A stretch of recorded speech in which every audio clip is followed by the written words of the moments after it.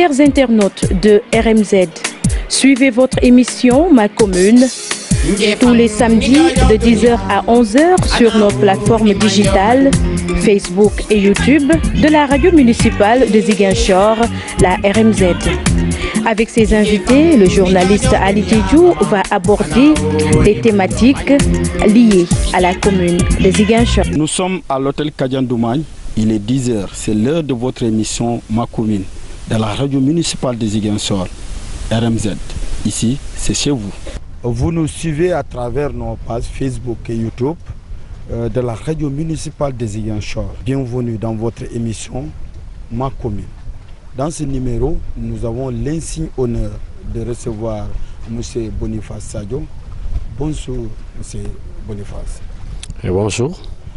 Je voudrais poser cette question, à savoir qui est Boniface. Pour répondre à cette question, nous allons suivre ce portrait réalisé par notre jeune confrère, Judikaël Olivier Ndeki. Né à Manekunda, précisément dans le Balantakunda, Boniface Sadio est le chargé de projet éducation inclusive, formation professionnelle à Humanité Inclusion ex-handicap international. Après ses études secondaires, Boniface Sadio fut volontaire d'éducation prise en charge par les parents VEP. Notre invité du jour était gestionnaire d'une unité de transformation de noix d'acajou. Boniface Sadio était aussi animateur à HI, projet EI, IP et appui au PME. Merci beaucoup, M. Sadio, d'avoir répondu à notre invitation.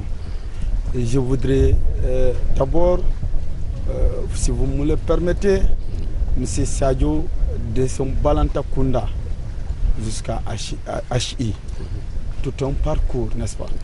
Vous pourrez nous retracer votre parcours, un enfant de Balantakunda qui se retrouve dans une ONG internationale, travaillant dans les projets.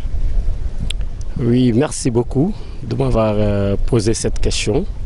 C'est, comme vous l'avez si bien dit, c'est un très long parcours du Balantakunda ici dans l'ONG internationale que Humanité Inclusion, connue sous le nom de Handicap International.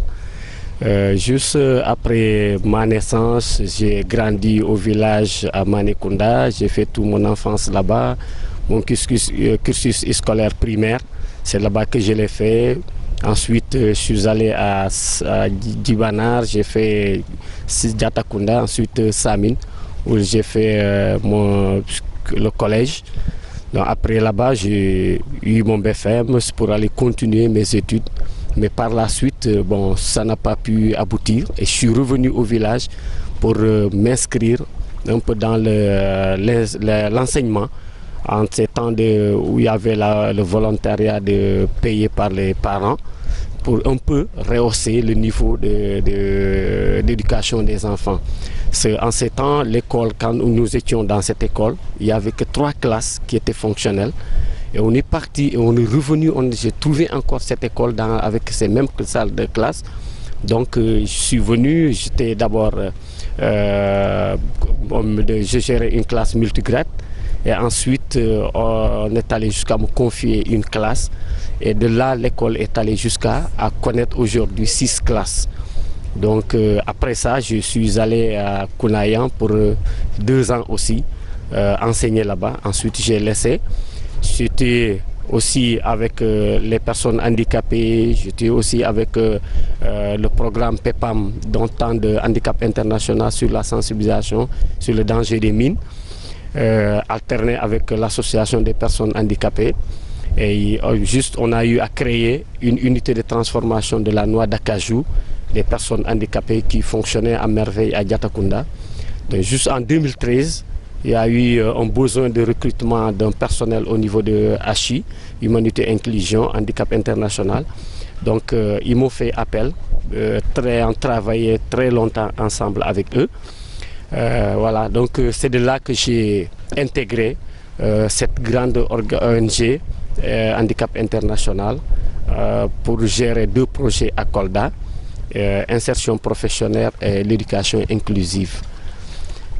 Voilà, je vous rappelle que vous suivez votre émission Ma Commune, une émission de la radio municipale de Ziguinchor, Nous sommes ici à l'atol Kadiandoumagne. Comme je l'ai souvent dit, Kadiandoumagne reflète la beauté de la commune de Ziguinchor et la nature. Et vraiment, nous invitons beaucoup de gens à venir visiter notre commune, la très belle commune de Ziguinchor. Monsieur Sadio, vous êtes revenu et c'est l'occasion pour moi de dire merci à notre jeune confrère Olivier Ndeki pour votre belle présentation. Monsieur Sadio, vous avez tout ce parcours, après vous vous retrouvez à HI en tant que chargé de projet. Est-ce que vous pourrez nous parler de ce métier, de cette fonction de chargé de métier, de projet? Oui, effectivement, c'est le chargé de projet, c'est venu après, c'est en 2022-2023. Au tout début, j'étais animateur dans le projet éducation inclusive. Donc tout le temps en 2013, j'étais animateur. Mais avec la nouvelle réforme de Humanité Inclusion, Handicap International, donc il y a eu un changement de profil de poste qui m'a amené à être un chargé de projet. Donc en quelque sorte, c'est quelqu'un qui joue un peu les fonctions un peu égales à celui du chef de projet. Donc tout ce qui concerne le fonctionnement, la gestion du projet, donc le chargé de projet aussi a presque ces mêmes capacités. Mais néanmoins, bon, il y a un peu de différence parce qu'il n'a pas totalement toutes les prérogatives d'un chef de projet, mais il assure une bonne partie de ce qui concerne le chef de projet.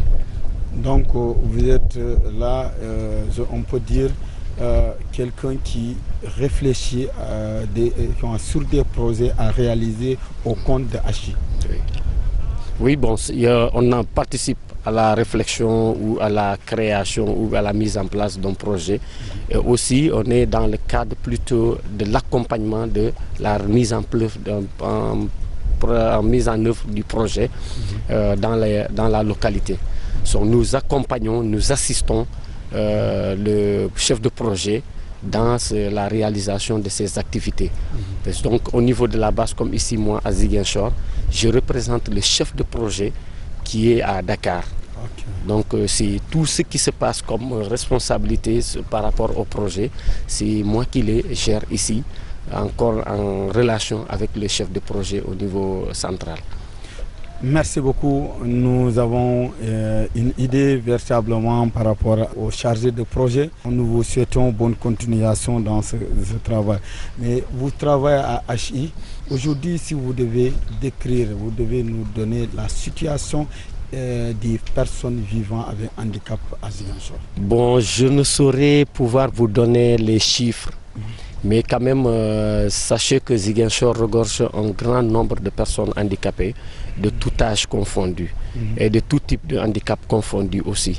Donc je ne saurais peut-être vous donner un chiffre, sinon de peur de ne pas dire ce qui ne colle pas. Mais quand même, sachez que vraiment, c'est une région qui a une forte présence de personnes handicapées. Quels sont les projets de HI dans Ziguinchor pour les personnes handicapées? Oui, merci d'avoir posé cette belle question. Il y a plusieurs projets que Handicap, Humanité, Inclusion des pilotes au niveau de Ziguinchor. Il y a le projet éducation inclusive dans lequel je me trouve. Il y a le projet insertion professionnelle. Il y a le projet emploi handicap 2 qui est décentralisé ici aussi à Ziguinchor. Il y a aussi le projet ARC, c'est le projet de déminage, qui est aussi un volet, qui a un volet aussi développement en son sein, qui sont en train d'agir aussi dans la région de Ziguinchor, dans la région de Kolda et de Sédhiou. Donc vous êtes dans toute la Casamance naturelle? Oui, et à Dakar. Et à Dakar. Voilà. Donc au-delà de ça, aujourd'hui, par rapport à la situation, parce que qu'est-ce qui explique qu'il y a beaucoup de personnes vivant en situation de handicap? Peut-être il y a d'autres facteurs qui ont fait que cette localité a beaucoup de personnes vivant avec handicap. Oui, donc on pourrait dire par rapport aux facteurs environnementaux, aux facteurs sociaux, donc on s'ajoute aussi les victimes de mines, les gens qui ont eu peut-être des cas d'accidents, soit moto, par Jakarta ou bien par véhicule, et aussi les accidents par mine ou des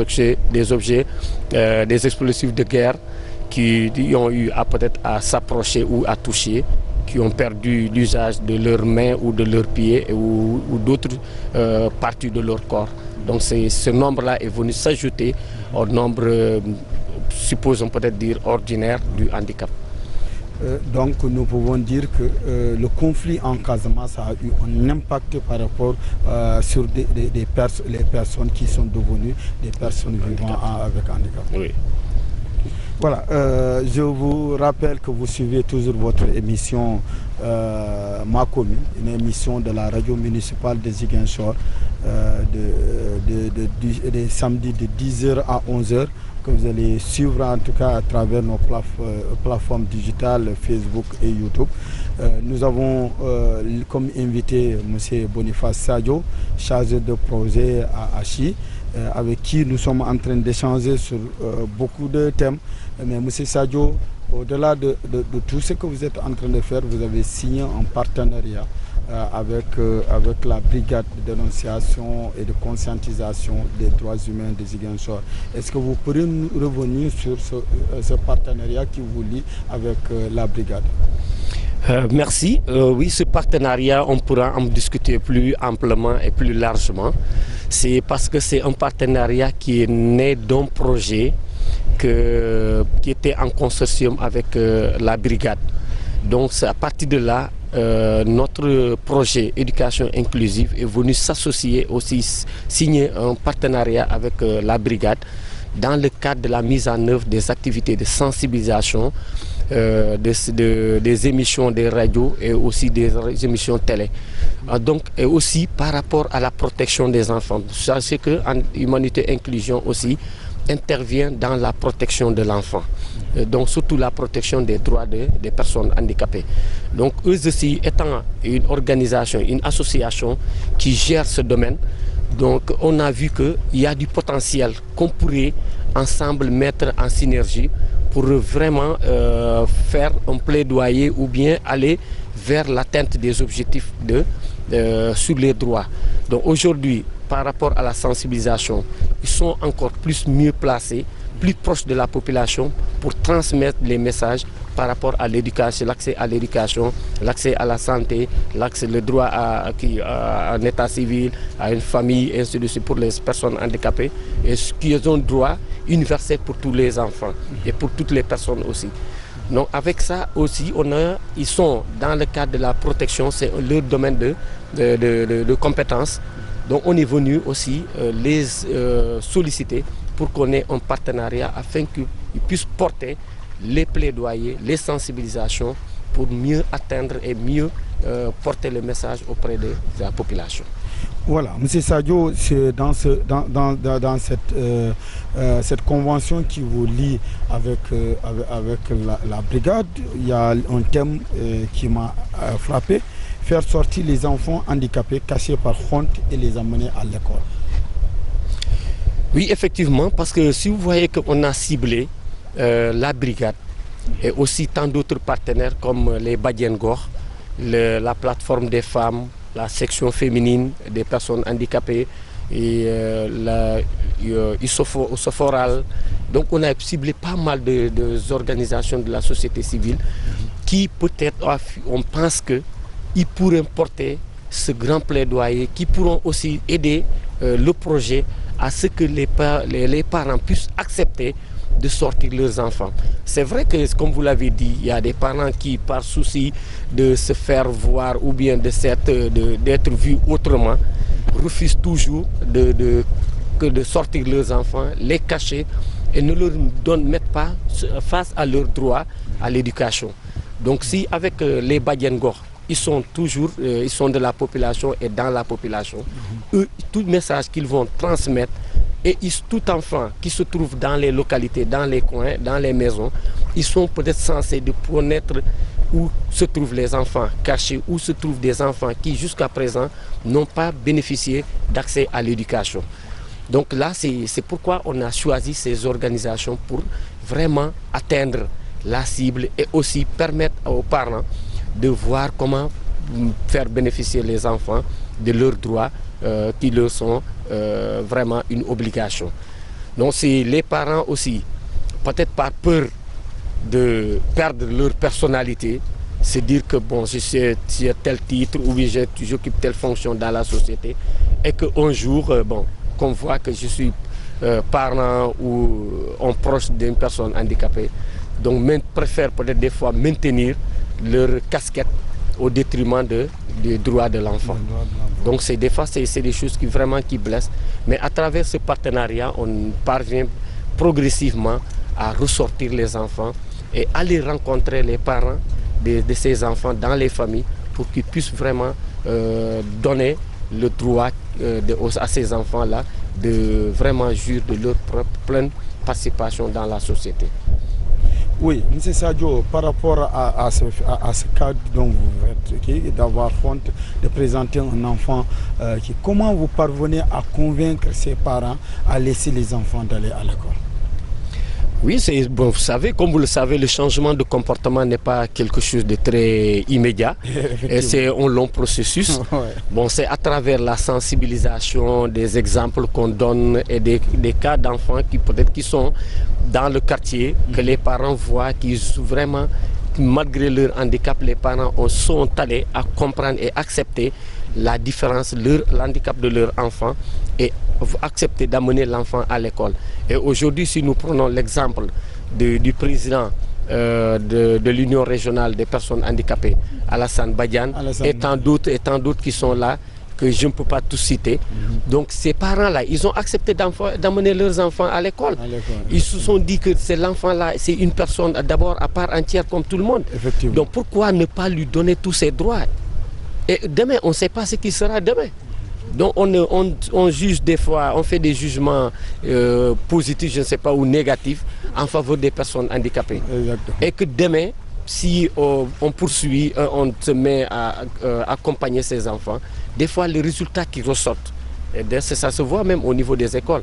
Des fois, un enfant handicapé a plus de bonnes notes que des enfants dites entre guillemets normaux, comme on ne le dit pas, mais c'est comme ça, on le voit, c'est réalité. L'année dernière, en 2021-2022, il y a eu même un enfant sourd qui a été primé par dans les prix de l'excellence, là, quand on donnait les prix de l'excellence aux enfants. Donc lui, c'est une personne handicapée. Mais les parents ont accepté, à travers la sensibilisation, d'amener leur enfant à l'école. Et il est en train de faire du résultat et de prouver aux gens que nous avons des capacités que les gens là doivent normalement chercher à exploiter pour leur avenir. Voilà. M. Sadio, un fait de convaincre les parents de faire sortir les enfants, de les amener à l'école, c'est un fait. Mais maintenant, comment parvenez-vous à aider ces enfants à s'insérer dans l'école? Parce que nous savons aussi souvent c'est des difficultés pour ces enfants en situation de handicap d'intégrer dans le milieu scolaire. Oui, c'est effectivement comme vous l'avez dit, parce qu'il y a plusieurs facteurs qui font que certains parents refusent d'amener les enfants. Par souci aussi d'amener l'enfant dans un milieu où il n'était pas habitué. Et aussi, il va retrouver ses camarades, comment ils vont le traiter, quel est le type d'accueil qu'il aura au niveau de cet établissement. Mais par rapport à notre projet et dans les écoles que nous intervenons, il y a déjà une formation, il y a une sensibilisation, une information sur le handicap. Donc ces parents, les enfants, les élèves et les enseignants sont bien préparés à l'accueil de l'enfant au niveau de l'établissement. Donc là, on essaie de rassurer l'enfant, rassurer les parents qu'ils acceptent d'amener leurs enfants. Mais on a eu pas mal d'exemples avec des parents qui sont revenus pour nous dire que vraiment, si on savait, on allait amener très tôt nos enfants parce qu'on a vu beaucoup de changements en eux. Parce que le milieu scolaire aussi est un milieu de grande envergure de socialisation de l'enfant. Parce que l'enfant, une fois dans ce milieu, s'adapte aux réalités, s'adapte au comportement des uns et des autres. Et ça lui permet aussi de développer certaines compétences et certains mécanismes d'adaptation ou de changement de comportement pour mieux vivre en harmonie avec ses camarades. Et les enseignants aussi jouent une grande part de responsabilité dans cela. Parce que l'enseignant, c'est un éducateur. il donne tout. L'enfant de ce qu'il n'a pas chez lui, et à l'école, certainement, il peut gagner encore plus de choses dans le domaine de l'éducation familiale. On l'apprendra beaucoup de choses à l'école qu'il va essayer de transférer au niveau de la famille. Et il faut faire la comparaison entre la vie familiale et la vie scolaire. Des fois, il y a des enfants même qui, même hors les jours de l'école, les jours de classe, qui demandent même à leurs parents d'aller à l'école. C'est parce qu'ils trouvent que c'est un milieu qui les est bien et c'est un milieu qui est vraiment ouvert à eux. Oui, leur insertion, c'est un autre cas. L'adaptation des enseignants, parce que souvent, ce n'est pas tous les enseignants qui ont la patience et une personne vivante ou un enfant, un élève vivant avec handicap, ça demande de la patience. Est-ce que dans les écoles où vous intervenez, vous voyez cette amélioration, cette relation entre les enseignants et ses élèves?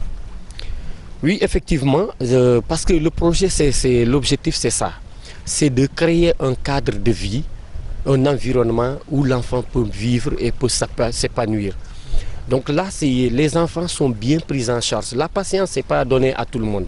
Mais avec la formation, avec l'accompagnement du projet, les enseignants, c'est toujours de s'aligner à cette dynamique de pouvoir insérer, de socialiser les enfants. D'abord dans la gestion de la classe, la gestion des enfants hors de la classe, au niveau dans la cour de récréation. Et si vous irez dans les écoles que nous intervenons, comme à El Hadj Omar Ndiaye, au collège Sembukot Sud, ce sont nos deux écoles, des établissements partenaires. Donc au niveau de El Hadj Omar Ndiaye, si vous y allez, vous n'allez même pas à l'heure de la récréation, vous ne saurez même pas qui est enfant sourd, qui est enfant handicapé ou pas. C'est ceux qui sont sur fauteuil roulant, c'est les enfants, leurs camarades eux-mêmes, qui les sortent de la classe. Quand ils ont besoin d'aller dans les toilettes, c'est eux il y a un parmi les élèves qui prend le fauteuil, qui le pousse, qui l'amène jusqu'à faire ses toilettes et revenir en classe. Et aussi les enseignants étant formés, prennent aussi le soin de se mettre à la place de l'enfant. Parce qu'aujourd'hui, pour mieux accompagner une personne handicapée, un enfant, il faut aussi avoir le temps. Il faut donner le temps, mettre l'enfant au centre d'abord et aller vers ce qu'on doit donner. Parce que l'éducation inclusive, c'est surtout ça. C'est-à-dire que l'enfant est au centre de l'éducation. Donc si l'enfant n'est pas au centre, ça veut dire qu'on ne pourra rien apporter à cet enfant. Donc aujourd'hui, on part de la situation, de la différence de cet enfant vers le savoir et aussi l'accompagnement qu'on veut lui donner. Oui, toujours dans votre partenariat, la convention que vous avez signée avec la brigade de conscientisation et de dénonciation des droits humains de Ziguinchor, vous intervenez dans certains quartiers comme Nema 2, Lindiane, Grand Dakar, Djibo. Pourquoi le choix de ces quartiers? Bon, le choix de ces quartiers, c'est juste par rapport aux activités de sensibilisation. Parce que nous, quand on a identifié la brigade, on les a formés sur l'éducation inclusive, la protection des enfants, sur l'intersectionnalité. On les a formés aussi sur ce que c'est l'inclusion. Donc après ça, ces enfants, la brigade donc a fait un plan d'action des activités qu'ils doivent réaliser. Donc c'est à partir de là, ils ont ciblé des zones dans lesquelles ils vont mener des activités de sensibilisation, des causeries et des mobilisations sociales. Juste pour pouvoir atteindre les cibles, ou pouvoir aussi pouvoir sensibiliser et de faire ressortir les enfants. Parce que peut-être le choix n'a pas été gratuit. Certes, ils savent le potentiel ou bien l'existence des cas qui sont dans ces quartiers, ou bien la méconnaissance du handicap, aussi le fait de ne pas savoir où amener, quelle école est là pour pouvoir prendre en charge ces enfants. Voilà, vous avez déroulé beaucoup d'activités avec la brigade. Aujourd'hui, s'il y a un bilan à tirer par rapport à cette convention qui vous lie avec elle. Bon, effectivement, c'était un début de partenariat. On a juste signé que cette première convention avec eux, qui n'est pas encore terminée. Mais j'ose dire que vraiment il y a une satisfaction parce qu'à travers les activités qu'ils ont eu à dérouler dans ces différents quartiers que vous avez tantôt ciblés, et aussi le résultat aussi qui est frappant aussi, ils sont allés jusqu'à travers leur sensibilisation à créer une association des personnes handicapées dans le quartier de Grand Dakar, tel qui n'était pas le cas dans cette zone.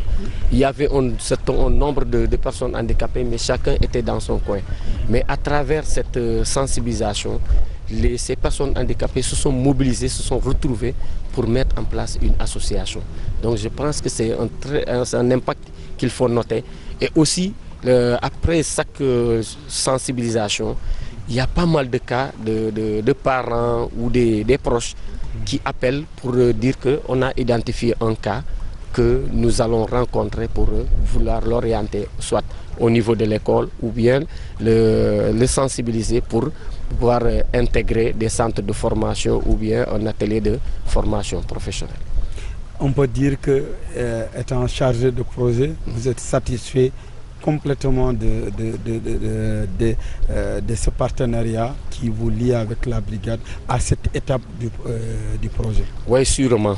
Sincèrement, pour ne pas vous cacher, c'est vraiment, je suis ça parce que chaque activité qu'ils mènent, je suis toujours ensemble avec eux et je vois la capacité et la méthodologie qu'ils empruntent pour mieux porter le message à la cible. Donc félicitations à la présidente Béatrice Manga, oui, et à son secrétaire général qui est mon jumeau, Mohamed Lamine Diata. Oui. Félicitations à l'ensemble du personnel de la brigade pour ce travail. Vous pourriez peut-être, s'il y a une idée d'élargir à d'autres quartiers, peut-être d'autres quartiers vont dire, mais pourquoi pas eux? Oui, effectivement, parce que il y a même tout récemment, il y a une dame qui était lors d'une sensibilisation qui a même demandé à la brigade pourquoi ces actions-là se font uniquement à Ziguinchor, pas à Moulombe. Parce qu'habitante de Moulombe, elle a vu que vraiment tout ce que les gens ont eu à partager, vraiment l'aller droit au cœur. Et que c'est des choses peut-être qu'elle n'a pas vues dans le Moulombe. Donc elle a sollicité à ce que, si possible, de pouvoir donc élargir ces actions vers ces lieux. Lors de vos ateliers de partage avec eux, comment vous sentez ces personnes par rapport à ce projet? C'est les personnes handicapées qui viennent lors des ateliers, lors de vos sensibilisations, vous êtes souvent sur le terrain avec la brigade. Comment ces gens se sentent par rapport à ce que vous faites? Non, totale satisfaction, totale satisfaction parce que il arrive des moments avant ou après la sensibilisation, des gens qui viennent se confier à vous pour exprimer leurs besoins ou leurs difficultés. Donc vous leur apportez le nécessaire d'information ou aussi d'orientation pour que vraiment qu'ils puissent un peu bénéficier d'une prise en charge quelque part ou bien de pouvoir s'insérer davantage. Parce que tout le monde n'est pas à la portée de la bonne information. Donc il y a des gens qui ils reçoivent peu d'informations. Il y a des gens aussi qui sont trop loin des informations. Donc à partir de ça, on a vu que vraiment les gens, ils aiment beaucoup. Ils aiment beaucoup parce que récemment à Grand Dakar, lors d'une sensibilisation, il y avait la pluie qui était venue à l'intervalle en pleine séance, mais les gens étaient là. Ils sont restés sous la pluie jusqu'à la dernière minute. Quand la pluie a cessé, on a repris encore l'activité jusque tard dans la nuit. Donc ça veut dire qu'il y a une satisfaction, il y a un engagement et le projet est en train de leur apporter ce qu'ils étaient en train de chercher ou ce qu'ils ignoraient au courant de leur vie. Je vous rappelle que vous suivez votre émission Makomi, une émission de la radio municipale de Ziguinchor. Nous sommes ici à Kadiandoumagne. Kadiandoumagne, que nous invitons beaucoup de personnes à venir visiter la commune de Ziguinchor par sa beauté naturelle, est une ville qui fait bon à vivre. Nous avons toujours comme invité M. Boniface Sadio qui est le chargé de projet à HI. M. Sadio, aujourd'hui, si je voudrais vous demander qu'est-ce qui manque pour ces personnes vivant avec situation d'handicap dans la région de Ziguinchor, qu'est-ce qu'il faudrait apporter? Qu'est-ce qui manque dans l'accompagnement pour ces personnes vivant avec handicap? Bon, par rapport à ça, il y a Humanité Inclusion. L'État est en train de fournir pas mal d'efforts pour vraiment répondre aux besoins des personnes handicapées. Mais sachez que jusqu'à présent, il reste pas mal de choses à faire. Parce que par rapport à la santé, il y a un problème d'accès. Par rapport à l'éducation, dont on parle tout de suite là aussi, il y a toujours un problème d'accès. Voilà. Maintenant, l'État a fourni des efforts en mettant des conditions d'accessibilité au niveau des écoles. Mais toutes les écoles ne sont pas à la portée de cette formation, de cette connaissance de la prise en charge de ces enfants handicapés. Parce que dans d'autres milieux, les enfants, on les oriente dans ces écoles, ils sont par la suite rejetés, faute de manque de formation des enseignants ou du directeur de l'école. Donc là, je pense qu'il faut renforcer le plaidoyer, la sensibilisation à l'endroit des autorités locales et à l'endroit de l'État pour que vraiment on puisse prendre en charge la question de la prise en charge du handicap dans tous les domaines. Parce qu'aujourd'hui, la mairie aussi a une part de responsabilité à jouer, la société a une part de responsabilité à jouer, l'État a une part de responsabilité, les ONG viennent en appui aussi à la politique de l'État dans le cadre de la prise en charge, de la promotion des droits des personnes handicapées. Donc je pense que c'est toute une synergie d'acteurs qu'il faut autour de ces personnes pour vraiment un peu rehausser le niveau de la prise en charge des personnes handicapées. Mais par rapport à l'État, il y a une revendication des personnes vivant avec handicap, ce qui a été signé entre l'État du Sénégal et leur association jusqu'à présent qui tarde à ce qui... Est-ce que aussi il n'y a pas manque de volonté de l'État pour aller jusqu'au bout de ces actions? Bon, dire manque de volonté, bon, je ne dis pas que je ne suis pas entièrement d'accord, mais seulement, c'est-à-dire la loi d'orientation, la convention relative aux droits des personnes handicapées, c'est des engagements trop lourds. Donc l'État, il voit selon ses capacités aussi de pouvoir prendre en charge certaines questions. Mais je pense que progressivement, on pourra y arriver. Progressivement, on pourra y arriver. Parce que si nous prenons par rapport à l'accessibilité, c'est de gros investissements. Aujourd'hui, tous les camions, les transporteurs en commun doivent normalement être accessibles. Tous les points publics doivent être accessibles. C'est des investissements qui demandent beaucoup d'argent. Donc là, je pense que progressivement, on pourra y arriver si tout le monde aussi s'engage et s'investit dans cela. Voilà, c'est important. Nous constatons tous, comme vous l'avez dit, la volonté de l'État. En tout cas, même si ce n'est pas tout, mais il y a en tout cas des actes qui sont posés. Mais le plus gros du travail, est-ce que ça ne reste pas dans la société ou dans laquelle nous vivons? La société sénégalaise a tendance souvent à rejeter véritablement les personnes vivant avec handicap. Non, pour dire que la société là, est la principale facteur de blocage des personnes handicapées. Parce qu'aujourd'hui, si vous imaginez dans nos maisons, à commencer chez nous-mêmes, on peut avoir un enfant handicapé ou une personne handicapée qui est en fauteuil roulant. Mais rarement dans les maisons, vous trouvez des rampes d'accès. Effectivement. Rarement, vous trouvez des rampes d'accès. Et pour les personnes, les visuelles, rarement aussi, il y a des panneaux de signalisation qui essaient d'indiquer les directions et tout. Pour les sourds aussi, la même chose. La communication reste encore. Et donc, les gens, la communauté, tant qu'ils ne parviennent pas à se retrouver, à pouvoir communiquer, à pouvoir faire quelque chose avec une personne, déjà, ils commencent à le classer dans un rang qui essaie de... parce que c'est les formes de violence que nous portons sur ces personnes généralement. Parce que, bon, dire à la personne que tu es incapable, déjà, ça diminue, ça rejette, c'est des formes de rejet et des formes de violence qu'on porte toujours à l'endroit de ces personnes. Donc je pense qu'il y a, c'est de continuer ça sensibiliser, informer, se rapprocher davantage de la population et même de la collectivité locale. Parce que tous ne sont pas censés savoir ce que c'est le handicap et comment prendre en charge la question du handicap. Donc c'est pourquoi vraiment il y a du boulot, il y a pas mal de choses à faire. Pas mal de choses à faire. Donc il faudrait que tout le monde, les gens s'y mettent, surtout dans la sensibilisation. Et le choix de ce partenariat n'a pas été gratuit comme ça parce que aujourd'hui le projet peut finir. Handicap International peut finir avec ses projets sur l'éducation, sur certains domaines.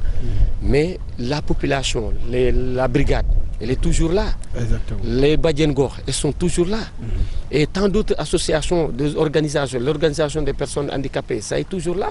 Donc si eux, ils portent les plaidoyers, ils portent la sensibilisation à l'endroit de la communauté, faisant partie de la communauté, je pense que ça pourra permettre de changer beaucoup de choses et que la société puisse vraiment savoir ce que c'est le handicap d'abord. Parce qu'il faut connaître la chose pour pouvoir savoir comment s'y prendre pour apporter quelque chose d'améliorer, pour apporter des améliorations à cette situation. Vous parlez de connaître la personne handicap. Est-ce qu'aujourd'hui vous pourriez nous parler de la personne qui est handicap, pour permettre à ceux qui nous suivent véritablement, ce que vous dites, c'est une réalité. Nous vivons parfois, nous ne comprenons pas ces gens-là, c'est difficile parfois. Et tant qu'il n'y a pas compréhension mutuelle entre la personne, peut-être non pas dire la personne normale, mais la personne qui n'est pas handicap, qui doit comprendre peut-être la personne qui vit avec un handicap du moins. Non, je pense que pour mieux comprendre la personne, c'est des fois il faut se mettre un peu dans sa peau. Si c'est moi qui étais dans cette situation, comment les gens allaient me voir et comment j'allais me comporter.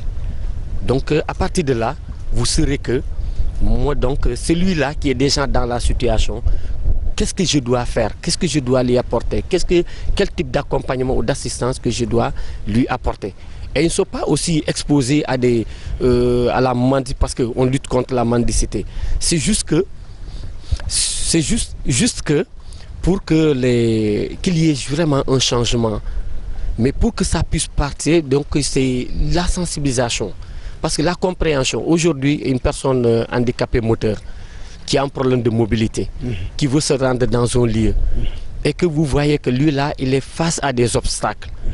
Donc qu'est-ce que de votre côté, qu'est-ce que vous pouvez lui apporter?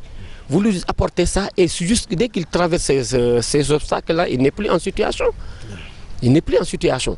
Mais si vous ne l'aidez pas, il restera toujours dans cette situation de handicap.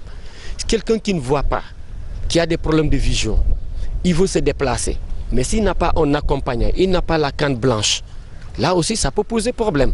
Donc c'est pourquoi la société doit vraiment toujours se mettre dans la peau de ces gens-là pour mieux savoir qu'est-ce qu'il faut apporter à ces gens, quels sont les besoins de ces gens-là, pour que vraiment la société, on puisse vivre en parfaite harmonie et aussi qu'eux aussi puissent jouir de leur pleine participation dans cette société. Si je comprends bien, vous travaillez à les aider à ne pas dépendre de la mendicité. Oui. La mendicité, ça vraiment c'est le grand combat parce que si vous voyez aussi le taux de mendicité ici à Ziguinchor a drastiquement baissé. C'est parce que à travers la sensibilisation, à travers les appuis que Handicap International apporte à ces personnes, à travers l'insertion professionnelle, la formation professionnelle, et aussi des gens qui, même hormis le projet, qui se disent qu'ils vont tenter de mettre en exerce leur talent. Donc à travers les activités génératrices de revenus, à travers la musique, à travers tant d'autres choses qui sont de leurs droits, qui doivent vraiment jouir malgré leur handicap. Donc ça a commencé à lutter contre ça, contre la mendicité. Et l'État pour accompagner ce processus a aussi initié le programme de la bourse sociale. Et là aussi, la personne vraiment se dit qu'avec cette bourse-là, je peux peut-être me prendre en charge, ne plus dépendre des autres. Je vous rappelle que vous suivez votre émission Ma Commune une émission de la radio municipale de Ziguinchor.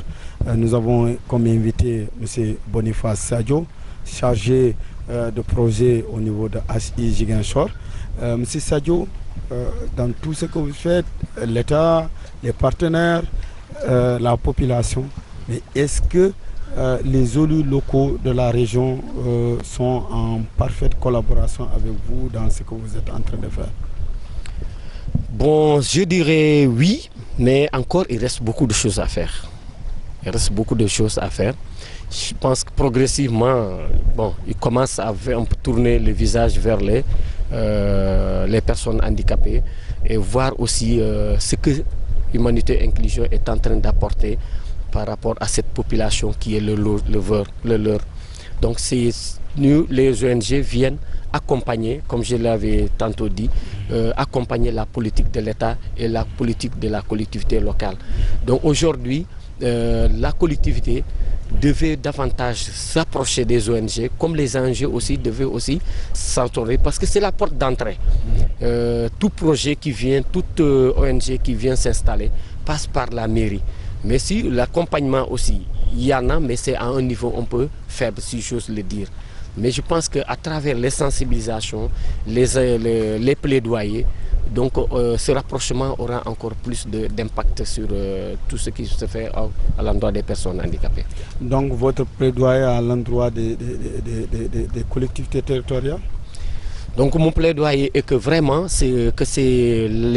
la collectivité territoriale vraiment s'ouvre carrément aux personnes handicapées, qu'ils les acceptent, parce que commençant par leur insérer dans la collectivité, les donner des parts de responsabilité, et aussi les personnes handicapées qu'eux-mêmes se sentent à part entière, qui sont des membres de la collectivité locale, ceux qui ont des potentiels n'ont qu'à s'approcher et aussi se militer pour eux, devenir les responsables. Parce que s'ils ne sont pas aussi représentés dans les instances de prise de décision, on ne pourra pas prendre en charge totalement la question du handicap. Si aussi l'État, la collectivité ne les associe pas aussi dans la mise en œuvre de ces activités ou n'agit pas dans les actions que ces personnes handicapées font, là la prise en charge va rester encore, ça va toujours demeurer. Donc c'est pourquoi vraiment il faudrait qu'on continue à sensibiliser, à le plaidoyer, vraiment voir les actions que sont en train de mener les ONG, les projets et programmes au niveau des collectivités et voir qu'est-ce qu'ils pourront apporter, parce que les ONG viennent pour appuyer la politique de la collectivité. Maintenant, voir ensemble qu'est-ce qu'il faut faire, quelles sont les difficultés et comment ensemble pallier à ces difficultés pour vraiment une meilleure prise en charge de ces personnes dans les collectivités. Mais il y a un moment, les associations plaidaient pour le recrutement dans les collectivités territoriales, d'avoir en tout cas comme agents des personnes vivant avec un handicap. Oui, c'est un plaidoyer parce que ça a été voté dans la loi que le recrutement, toutefois qu'il y a recrutement, il doit penser aux 15% des personnes handicapées qui doivent être recrutées dans les fonctions publiques. Ça reste jusqu'à présent. Si ça reste, vraiment, il faut qu'ils se lèvent pour faire un plaidoyer, taper sur la table pour que l'État vraiment, les collectivités locales puissent faire face à cela. Et aussi les partis politiques, souvent lors des investitures pour les mairies et les conseils départementaux doivent, parce que comme vous l'avez dit, pour pouvoir défendre, il faut être à l'intérieur là où se prennent les décisions. Donc c'est peut-être aussi de défendre, de faire des plaidoyers lors des investitures des coalitions de partis politiques. Non, c'est pourquoi nous ne manquons pas aussi lors des sensibilisations, on leur demande aussi de militer dans les partis, avoir des postes de responsabilité dans les partis et aussi postuler ou militer dans les partis pour avoir des postes de responsabilité. Parce qu'aujourd'hui, on ne peut pas prendre une personne et le placer là où on veut et qui ne sera pas capable de pouvoir apporter quelque chose. Donc il y a pas mal de personnes handicapées qui ont des capacités, qui peuvent être des maires, qui peuvent être des conseillers, qui peuvent être tout au niveau de la municipalité. Donc eux qui se lèvent, qui prennent le bâton de pèlerin pour aller à l'aventure. Et aussi que les gens aussi leur donnent la voie et le chemin d'accéder.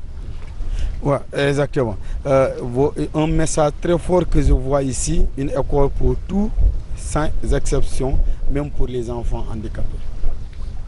Oui, parce que dans la politique de l'État sur l'éducation, on a parlé de l'éducation pour tous. Donc,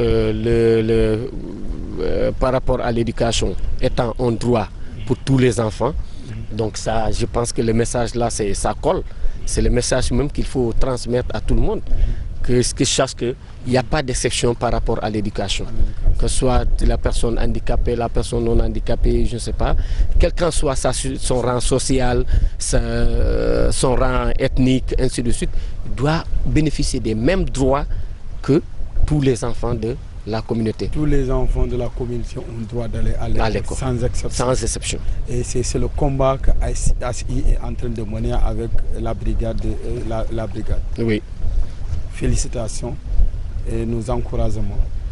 Peut-être un mot avant de me quitter. Donc merci beaucoup de m'avoir invité à ce plateau. Donc vraiment je partage beaucoup les idées que vous avez permis de m'adresser aussi à la population. Je pense que ce message ne va pas entrer dans l'oreille d'un sourd. Vraiment que la main dans la main, qu'on puisse vraiment faire face aux besoins spécifiques de ces personnes handicapées, surtout de l'enfant handicapé qui a le droit d'aller à l'école, que les parents acceptent d'amener les enfants à l'école et aussi dans les établissements, malgré le manque de formation, qu'ils essaient aussi de prendre les enfants dans les établissements. Parce qu'aujourd'hui, l'école El Hadj Omar Ndiaye est en train de prendre presque l'ensemble de tous les enfants handicapés de la région, surtout, je peux dire, et même hors de la région. Donc, ce n'est pas la seule école qui est là, qui peut donner le droit à l'éducation à ces enfants. Donc, je pense que vraiment, c'est que la collectivité, la société, les organisations doivent faire face pour que vraiment tous les enfants puissent jouir de leur pleine partition, de leur pleine éducation et aussi jouir de leur chance aussi dans le cadre de domaine de l'éducation. Merci beaucoup. Merci à l'ensemble de nos partenaires, je peux dire la brigade de conscientisation et de dénonciation des droits humains de Ziguinchor, la mairie de Ziguinchor, le maire Ousmane Sonko et l'ensemble de son bureau municipal. Remercier l'ensemble du personnel de la mairie, en tout cas des collectivités territoriales, que ASI et la brigade invitent véritablement à accompagner ces personnes vivant avec handicap, surtout les enfants. Les enfants ont droit d'aller à l'école et nous les communicants que nous sommes aussi, nous avons un devoir d'accompagner cette mission, de faire des plaidoyers, de sensibilisation pour que ces enfants sont nos enfants, ils ont les mêmes droits comme les autres enfants. En tout cas, un plaisir pour moi d'avoir passé ce moment avec vous pour partager toutes ces informations dans le partenariat qui vous lie avec la brigade, les efforts que vous êtes en train de mener en Casamance, avec l'impact du conflit qui a augmenté le nombre de personnes en handicap. En tout cas, merci à mon technicien Paul Manga, mon cadreur. Merci à Olivier Ndeki. Merci à l'ensemble de mes collaborateurs de la cellule de communication et des relations publiques de la mairie de Ziguinchor. Nous vous donnons rendez-vous le samedi prochain avec un autre invité. En tout cas, tout le plaisir est pour moi. Merci à l'hôtel Kadiandouma pour l'accueil et pour l'environnement qui nous a permis d'enregistrer ce numéro. Merci et à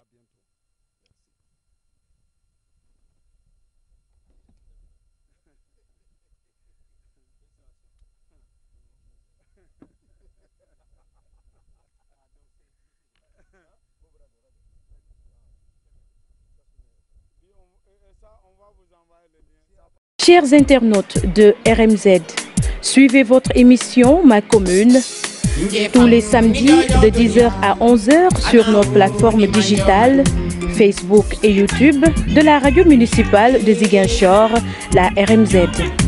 Avec ses invités, le journaliste Ali Tidjou va aborder des thématiques liées à la commune de Ziguinchor. Nous sommes à l'hôtel Kadiandouma, il est 10h, c'est l'heure de votre émission Ma Commune. de la radio municipale de Ziguinchor, RMZ. Ici, c'est chez vous.